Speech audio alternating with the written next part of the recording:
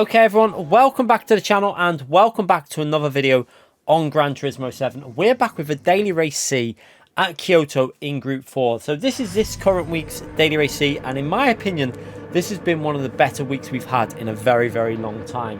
One, because the racing's been so good, it's been really enjoyable. You can fight on this track, there's good side-by-sides. It's not my favourite track in terms of the layout, but I think it really worked well in Group 4. And two, the cars, so many different cars, competitive. You can try different stuff here this week. So for this race, we were live streaming at the time, and it was our podium challenge, where if we don't get a podium in the car that we're using, we have to keep using that car until we get the podium, and then we can move on to another car. So this was the Ferrari's chance to try and get the podium. We started P2, we got fast drivers in front of us there, we got Lewis in front, fast drivers behind in the Audi TT. The Audi TT is a lethal car here. It's so quick in a slipstream. However, them front tyres do fade, but it makes for some really interesting battles with cars that are good on tyres, cars that aren't so good on tyres. It's a fun combination, and I've really enjoyed it this week. So let's go and look at this combo in the Ferrari, having a go, see if we can push Lewis here, going through the chicane. Ferrari felt a little bit unsettled there for the first few laps. Now, this was obviously my first go on it, as Lewis there picking up a 1 second penalty is going to help me out massively with that. So yeah, this was our first race with this car, as the Audi has a little look on the outside there, and we're just trying to figure it out at the moment. It always takes me a few laps just to start getting in the rhythm with a car, really. And you can see by the time we go to the pit lane there, Lewis is going to take that 1 second penalty, and that's going to drop him down a fair distance behind there. You can see losing around 2 seconds, 2.2, something like that, with the 1 second penalty. But now we're in the lead with no slipstream, and we've got that Audi TT behind us. And just watch how much of a rocket ship this car is. When it's in the slipstream, just keep your eyes on it. The tyres are fresh on his car at the moment, and that Audi TT is going to pull up right behind us here. So again, we're going to go to the left to try and stay on the defensive side, but just look at the speed of that Audi. But the good thing about the Ferrari is 6th gear is actually quite competitive, and it gets us into a position where we can actually defend the inside. So really hugging the inside through this long left-hand corner just to stop him having the ability to send it all the way around there. And now we're going to go to the left-hand side of the track to defend for this next left-hand corner. We can see we're going side by side into the chicane. We're just far enough ahead to take the normal racing line, and we managed to stay through there ahead. But again, now this is where the Audi TT is at one of its strongest on this uphill climb. That car just keeps accelerating. I have no answer to that kind of acceleration. We're going to brake late though in the Ferrari, using the first gear to downshift it, and then back on that throttle in second gear, and still just about managing to hold on to the lead in this race. So some good battling straight away in this daily race, and this is why I've loved this week so far. I find it really entertaining. It's a good track for rhythm. It's not my favourite combination for track, but like I've said, in Group 4 it seems to really work with the variety of cars, and the strategy element that PD have actually created this week has made a really solid daily race C in my opinion. So again, now we're starting lap 3. We're going to go to the right hand side of the track because we've got enough of a gap there. You can see the Audi TT having a look down the inside, but it's not really got the acceleration at top end compared to the Ferrari. Actually in 5th and 6th gear is pretty good. Now the Audi really good in 3rd and 4th gear. That seems to be where its strongest point is.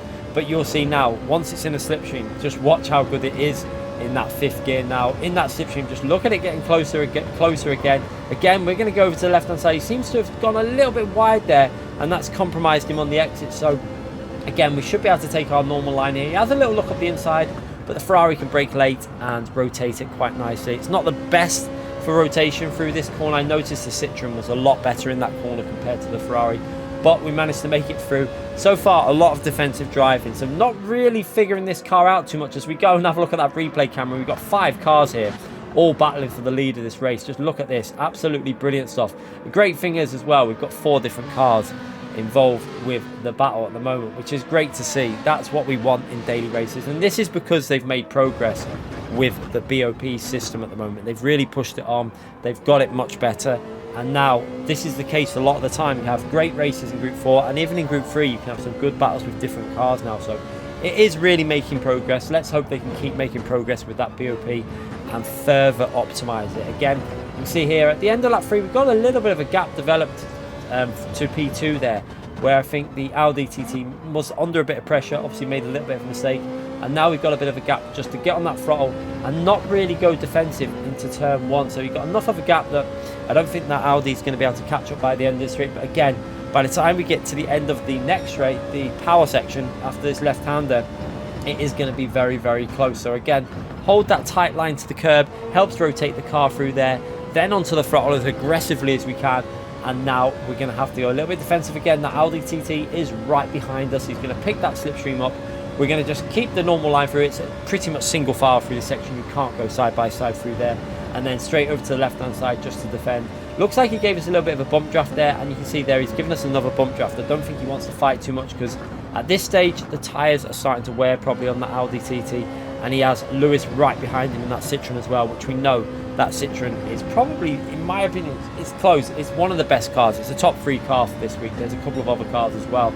But into that braking zone, braking just before that 100 board. And now we're going to try and get over this curb. And we get a little bit of a nudge off the Audi, which pushes us a bit wide there. And that's going to lose us a couple of positions. You can see there that Lewis in the Citroen is actually going to get past us. And you can see the Audi TT, I think, actually decides to back out here because of the contact that lost us that position. So he actually backs out and lets us keep P2. So fair play to Jack there. But we have lost that position to the Citroen, and that is vital because we know that that Citroen's probably, you know, it's a top 3 car. It's definitely better than the Ferrari, and it's going to make life extremely difficult now. So we're going to just try and stay with him, hang with that slipstream. And I did notice again the Ferrari in 5th and 6th gear when it was in a slipstream seemed to really pull forward, and it helped massively with that straight line speed.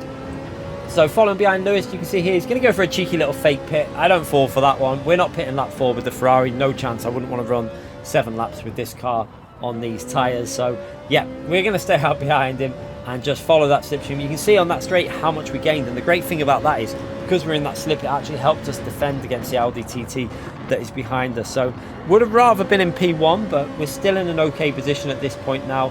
And now we're going to pick up the slipstream all the way down this straight here and into the tricky chicane. Again, it's helping us out because you can see the Audi TT behind just hasn't really got the legs. However, it is going to have the legs on the next part here, where the uphill section, which we've seen it on previous laps, that Audi is incredibly fast. So we're going to have to go defensive. You can see I'm going to go to the left-hand side of the track, make it clear that I'm going to stay over the left.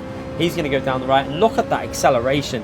Luckily, again, we're going to brake as late as we can, and we know that the Audi TT will be suffering on tyre wear at this stage. So we know that he won't be able to get on that throttle, because if he does, he'll just understeer off the track. So we managed to hold on to P2 and stay just behind Lewis here. So tyre wear on the Ferrari isn't the greatest. It's not the worst though. So it's nowhere near the Citroen or the McLaren level, but it's not too bad, the tyre wear. So into this last corner, we're going to go for an early pit stop here and put a fresh set of tyres on and take a bit of a risk that we can try and get an undercut and get ourselves back into the lead. So risky strategy, but it might work. So onto the mediums now and into the pits, straight back out with a fresh set of medium tyres. And thankfully, no one's gone for that longer strategy. There was a few people behind, but I think they were too far behind to really interfere with us. And now we're into clean air, which is perfect.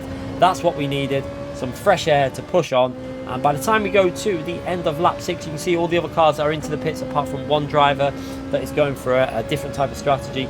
And we've got a massive undercut there on Lewis and Jack in that Audi TT. So that's worked out quite nice. You can see the gap is over 1 second. So now we can actually prepare, like start getting used to the car, because at the moment we've been defending and taking different lines, and now we can actually put a lap in where we start to actually feel what the car's capable of. Because there is potential with this car. It's not the fastest, but because the BOP is so balanced at the moment in Group 4, if you get used to a car, you probably will find pace. And you can see by the time we get to the end of the lap here, we actually go over with a reasonable, it's not a rapid lap, it's a solid 40.3. So for our first ever race with that car, I'm pretty happy with that kind of pace. Now, I'm sure with more practice with the Ferrari, we'd be able to optimise that a little bit more and push on a little bit quicker, and it probably wouldn't be too far off the Citroen over a lap. Obviously the tyres wouldn't be quite as good, but yeah, overall Ferrari looks pretty okay. It's not too bad at all. And again, you can see here we go through this sector purple, so there's more potential with it.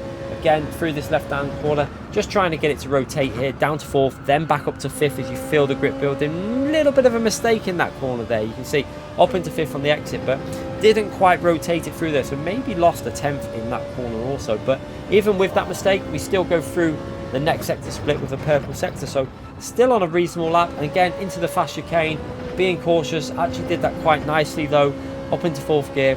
But we can see that Citroen is closing in. It's got the slipstream, it's going to close in, it's got a lap fresher tyres, and it's going to get a lot closer. But into the next braking zone, down 2nd gear, we have a little bit of a moment here. You can see as I get on the throttle, I think I just hit the curb slightly, and it just unsettled the car ever so slightly, lost us a couple of attempts there, and made Lewis obviously a little bit closer to us. So again, trying to keep it smooth on these curbs. Missed the apex by an absolute mile there, completely missed it, didn't judge it right.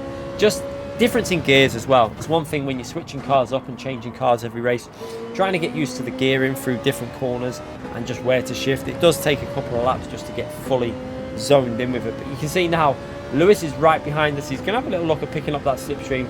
We're going to stay to the left. We're not falling for any fake. And now he's gone to right. We can see just before the 50 ball, we can widen our line in and now take the normal racing line here. So again, this next section, as long as you hold a tight line through this turn 1, in general, it's very hard for a car to do it. If you can't really overtake in these corners, it's never even worth it. The best thing to do is just stay behind. Trying to go like 2x2 through here, it's never going to work. It just ends in massive disaster. So again, Lewis there, I'm not sure what he did there, whether he had a bit of stick drift, but he almost swiped me out the race there with that. Not sure whether he was trying to undercut us, but he actually hit the rear of my car. So luckily, nothing came to it, and we managed to keep the car in a straight line and keep in position 1. So again, we're going to go to the middle of the track, make him aware that we're defending this inside. But again, we're far enough ahead that we can go back to the normal racing line and just try and concentrate on getting the exit speed. Not the best through there. You can see again the Ferrari, if you slightly misjudge that chicane, probably it's practice as well, because we're not used to driving the Ferrari here.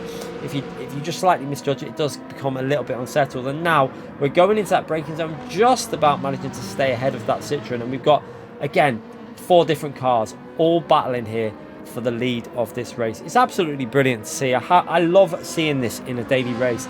This is the situation that we've wanted for so long. And I know that some people, like we said, some people weren't very happy at this daily race, but I have to say, it's definitely been one of the top 5 daily races of 2024 in my personal opinion. Obviously, there have been a lot of disappointments in the 2024 for daily races, but this is definitely highlighted in terms of enjoyment that I've had whilst racing, and I think you can tell that by how many races we've been doing on this. Again, you can see now going into the braking zone on lap 10, just 2 laps to go. Citroen right behind us. Can we hold on for the win? This would be a great win in the Ferrari if we can hold off the Citroen, the Audi TT and the Aston Martin that's behind us. You can see there, Lewis is picking up that slipstream. He's got the slip now. Is he going to go for a move at the top of the hill? He has a little bit of a moment there. I think he hit the curb ever so slightly funny there and just lost the 10th or so. So that's actually put him vulnerable to the Audi, and now we don't have to defend. And you can see the Audi is going to go right round the outside there and manage to make it work. An absolutely brilliant move by the Audi there to hang that car round the outside of the Citroen, because the Citroen can really rotate through that corner. But now that means I'm back into defensive mode, because we know how quick this Audi TT is. Again, he seems to just give us a bit of a bump draft there. He's not actually trying to overtake through here, because he knows probably his best chance of an overtake is on this stretch of road. This is where the Audi just comes into its own. Again, you're going to see it. Even though he's quite far behind, he's got that run. He's going to go down the right. I'm going to defend the inside. And what an amazing view of Gran Turismo here, with all 4 cars going through that corner. And luckily, we managed to keep the lead there. You can see that Lewis had a 1-second penalty, I think, there, for obviously some sort of corner cut on one of the curves. Maybe where he lost the rear, he might have picked up a penalty or something there. And that is going to ruin his race for the last lap. But we're still going. We're still in the lead. And we've got that Audi TT chasing us down. 1 lap fresher tyres on the Audi. However, the Ferrari probably has better tyres. There's no probably about it. It has better tyres than the Audi TT. So it should be pretty even on tyre wear now. But the Audi is probably a quicker car over 1 lap. So this is great. You can see the leader there into the pits. He hadn't pitted yet. So we are now the official leader in this race and trying to hold on for a win on this daily race C. So again, just trying to concentrate on that tight line through there and getting on that throttle as early as possible. You can see the Audi TT starting to understeer a bit now with that tyre wear. He's got the slipstream though. Is he going to be able to go for a move here? He's got a really nice distance for that slipstream as well. We're going to go to the left-hand side. He's got a massive pull. He's working his way alongside us. We're going to get into 6th gear, and this is where the Ferrari just starts rescuing it a little bit in that 6th gear.